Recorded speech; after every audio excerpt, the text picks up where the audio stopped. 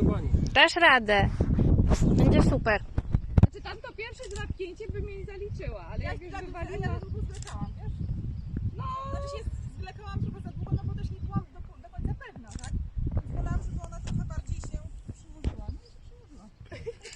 Skup się. dobra.